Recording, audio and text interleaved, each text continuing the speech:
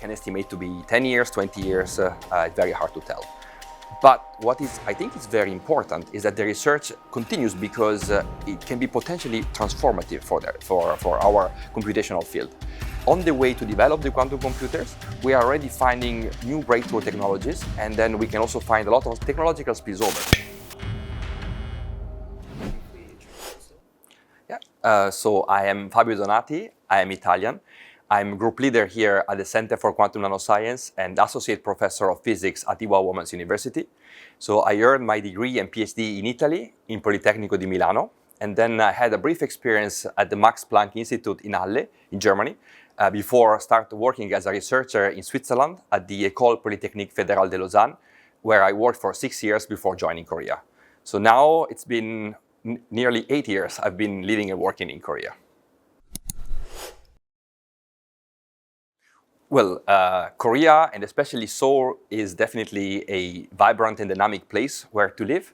But to be honest, 8 years ago, when I was about to move here, the image of Korea that projected to the world was not as powerful as it was today. So back then, my main motivation was driven by the opportunity of joining this center. So the Center for Quantum Nanoscience is part of the Institute for Basic Science, a program that Korea launched 13 years ago to advance fundamental researches. So back then, I was among the first researchers who joined the center when it was starting, and I was actually very thrilled and excited to start my own group in a brand new institute. And I must say that I had a great chance to work with our director, Andreas Heinrich, and with my colleague to shape this institute and also to shape our research field from ground up.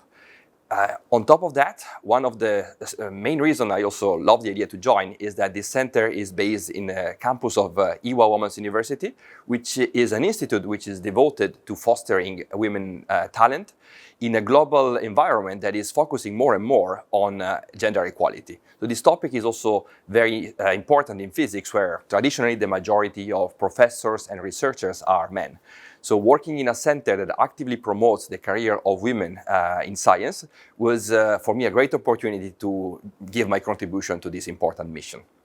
And then being in Seoul, and also thanks to the fact that the Korean reputation has been grown internationally over the years, this center became a very attractive place for global researchers to come and visit. So I had the privilege to work with many talented researchers and students over the years. And looking back, I couldn't have made a better choice. Definitely, there are different approaches to develop a quantum computer nowadays. We can distinguish them in two main categories. The first one includes the solid-state platforms, for example, like the superconducting qubits, the one that are used by IBM and Google, or silicon quantum dots used by Intel, and also diamond-based systems such as the one that many companies, mostly startups, are using, like quantum brilliance. These platforms have a big advantage as they can be fabricated in the form of chip. So this makes them easier to integrate with classical computer. While this technology have faced traditional challenges with the qubit quality, recent advances has also made it possible to close the gap in this sense. But there is a second group which instead uses either neutral atoms or trapped ion that actually they are suspended in a vacuum using and controlled using lasers and electromagnetic fields. So these qubits, they have a very high quality, and normally the fidelity is very high. Normally they operate a bit slower and they are a bit more complex to integrate in a single chip. So both platforms have advantages and disadvantages. There are also emerging approaches that maybe at the moment they are not really competing to the race of the most performant computer right now, but they could be very significant on the long term. For example, Microsoft is heavily investing in topological qubit, which, although they are still in their early stages, they could be really important to deliver exceptional fault tolerance in the future. So if they can make the technology practical, it could really be a game changer. And then also let me mention that here at the Center for Quantum Nanoscience, we are also working on an independent platform which is based on magnetic atoms on surfaces. This approach is also in early stages, and there are challenges about the quality of the qubit and also scalability. However, there is a very big advantage with this platform, which is the miniaturization. So we can create a quantum gate using just a few atoms. So this is the smallest portion of material we can use to make a device. With this framework, my research focused on identifying novel atomic scale quantum materials based on some sort of elements that are called rare earths, and also to develop fundamental approaches that could be one day used to tackle challenges of the extreme miniaturization in quantum computing. So I think the benefit of having all this platform is that the advantage that has been found in one can be used to push the other technology forward. So in a way, I expect a lot of technological spillover in developing this technology in parallel. And I think this altogether can build up a sort of a collective momentum that can help our community to build high-performance quantum computers.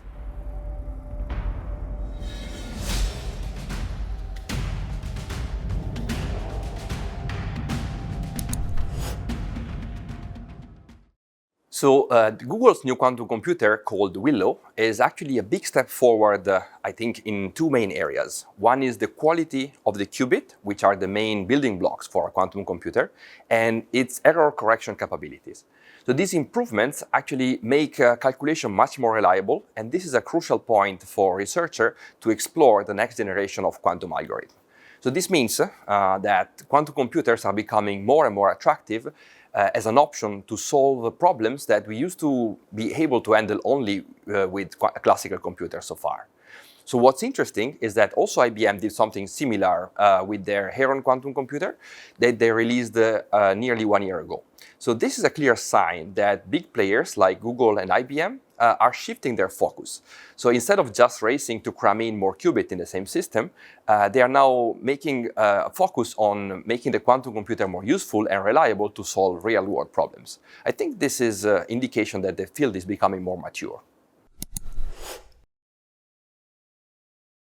So related to this question, I have to say that I think that these innovations will really benefit researchers that are tackling more and more complex problems these days. So I'm sure that researchers will be able to demonstrate that for some problem, quantum computer can perform better than classical computer. And I think this is very exciting and could lead to transformative discoveries. That said, I think we still need to consider quantum computers as a sort of experimental tools, rather than devices that will immediately change our everyday life or the way businesses operate. I think for this kind of transformation, we need to wait a little bit longer, maybe a few years at least. So this is my expectation.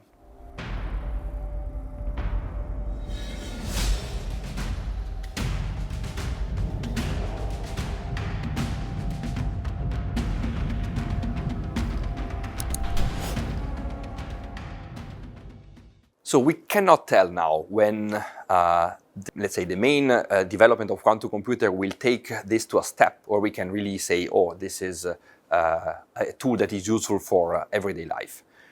We can estimate to be 10 years, 20 years, it's very hard to tell. In my opinion, it's very important to appreciate every step we take in this journey, because at this moment in time, we can only solve a few problems, but we have in our community many high-impact papers published in international journals that demonstrate how powerful it is to work with a quantum computer to solve a research problem these days. And this is just the beginning. So I think rather than just asking ourselves when will it be on the market, but rather than what can we do with the next step, so how many more problems we can solve, that will open up more and more the possibility to appreciate what quantum computing community is doing for the society. And I think we all look for something new in our science and technology. So quantum computing, of course, is attracting a lot of attention in this sense, which is good and bad, in the sense that good because it pushes forward with more energy of the whole field, but bad because maybe we also create questions about is it worth investing so much in quantum computing right now. And again, if we just focus on the final product, we may not know the answer now, but if instead we keep looking at the journey that we are making and on the environment we are creating, I think there's no doubt that it's worth keep going in this direction. This is a very important question. As we discussed during the forum, today's quantum computers are in what we call the noisy intermediate scale quantum era. In this stage, essentially, a quantum computer can be better than classical computer in some specific problem, but they are not powerful enough to solve most of the real-world problems. But what I think is very important is that the research continues because it can be potentially transformative for our computational field. So I think every step we take forward, either in the hardware or software or error corrections, actually it brings us closer and closer to the application.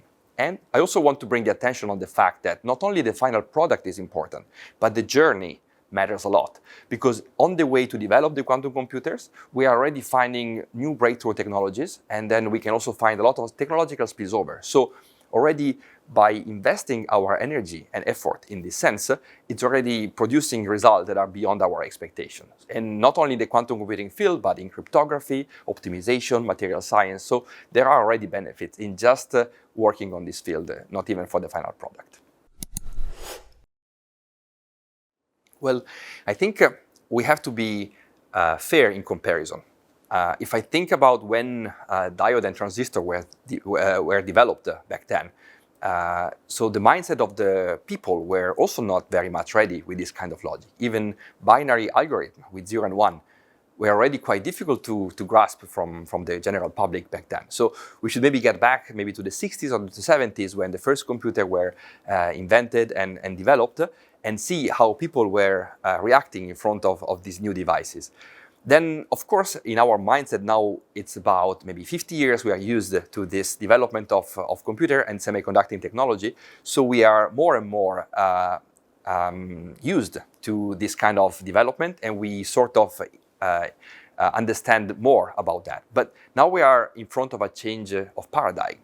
So quantum computer use completely different concepts. And definitely the devices also operates on the principle of quantum physics, which are generally very difficult to picture in our mind because we live in a classical world, and normally quantum phenomena are just at the atomic scale, electron scale or so. But I must say our new generation of students, they are trained on quantum physics and quantum mechanics, so I expect that many more of them will be ready with their mind to understand what happens. Of course, the role of the researcher and professor and scientist in general is to make this topic more and more understandable to the general public.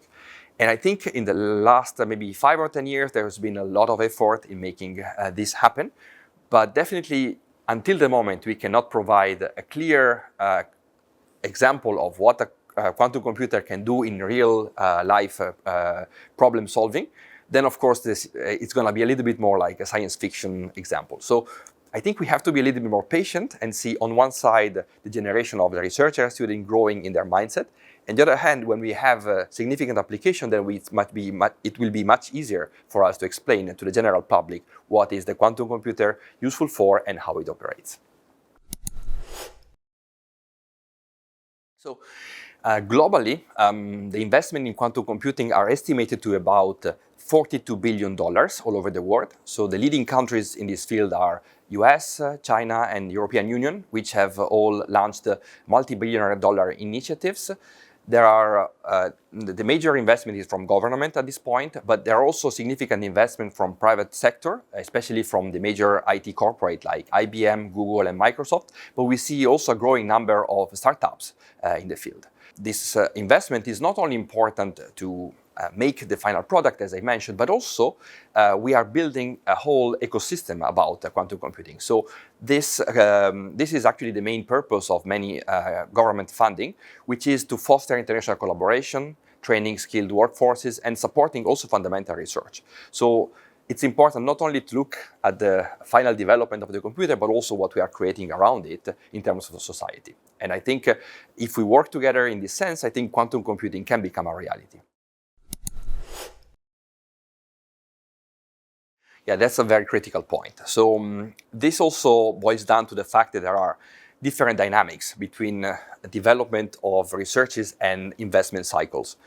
I would say government and cycles normally go with the period of election time, so you normally invest on a time of a few years, and company even shorter term. So what we can see, for example, from the oscillations of the investment is that for the government, the investment has been more steady growing, but for companies it has been fluctuating more depending on also how much they get support from governments.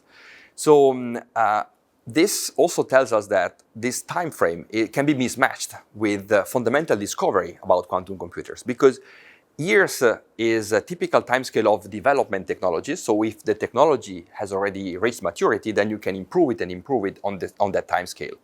But we are still looking for fundamental breakthrough to make really the quantum computer through, let's say, the final product to the market. So if we think that from the fundamental discovery, we have to create a technology, make it mature, and then having a final product, this cycle is normally longer. It can take maybe 10 or 20 years. So what can happen is that now we have a lot of excitement about quantum, we invest a lot, and this investment is not lost. We are learning a lot. But it's true that maybe in this cycle of investment, we will have a breakthrough discovery at the fundamental level. And probably it's okay even if we have to face something that people are afraid of, like a quantum winter in terms of investment. That's okay, because the money is not lost. We have learned things, and then through the winter, we will push through the discoveries and make new technologies. And I think we can just need to wait for, if this winter happens, we need to just wait for the next cycle, because as the fundamental discovery will become technology, then the fact that it become mature will be a cycle that probably start with the next one for the investment. So to come back to your initial point, yes, it could be that now we are a bit overheated, and so we will cool down soon. But these cycles are natural, and as long as we keep studying and pushing our discoveries to the line of our planning of the development, I think it will continue and survive different cycles.